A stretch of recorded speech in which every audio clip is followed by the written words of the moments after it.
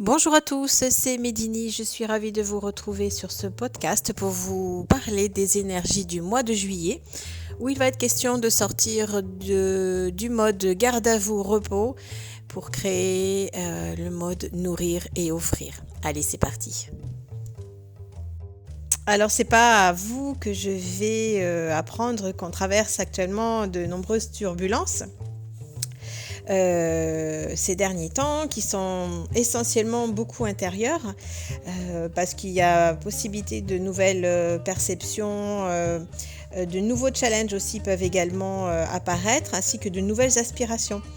Ce qui apparaît également actuellement, c'est cette ouverture de cœur que l'on peut ressentir à plus d'amour pour nous les porteurs de lumière, ou pour celles et ceux aussi qui aspirent à une évolution de conscience. Donc tout ceci est un processus intérieur alchimique qui aide également à transmuter les énergies collectives qui sont lourdes et également à évoluer intérieurement.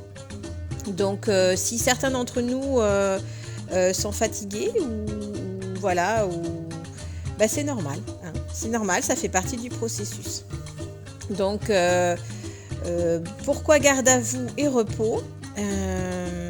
Parce que tout simplement, je pense que l'on sent au fond de nous que beaucoup de chaînes ou de mémoires ou de croyances liées à l'autorité, aux limites, au pouvoir, tant extérieur qu'intérieur, sont en train de travailler en nous et d'être libérées.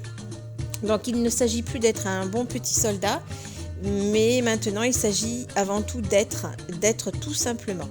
Et donc pour cela, il convient de prendre du temps pour nous, pour nos corps et pour nos cerveaux.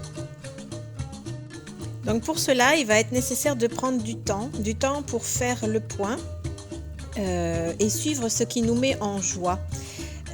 Et commencer également, ou continuer, si on a déjà commencé, à sortir des sentiers connus, à sortir de nos zones de confort. Donc ce mois d'été est là pour ça.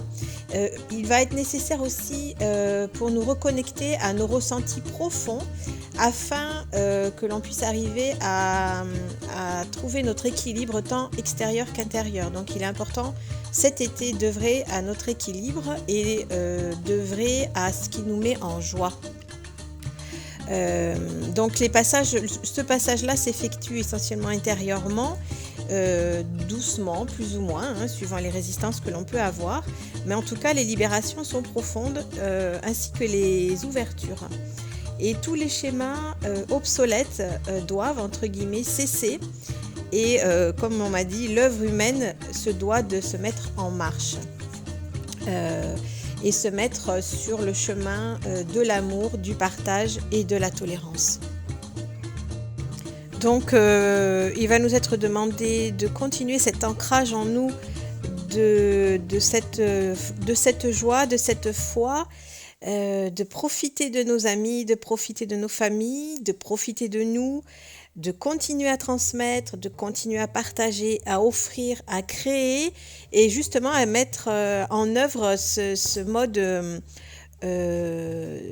nourrir et offrir. Voilà, c'est vraiment tout en continuant à augmenter nos vibrations d'amour, de joie, de foi, de visualiser nos créations, nos envies et de s'ouvrir à la grâce et à l'abondance.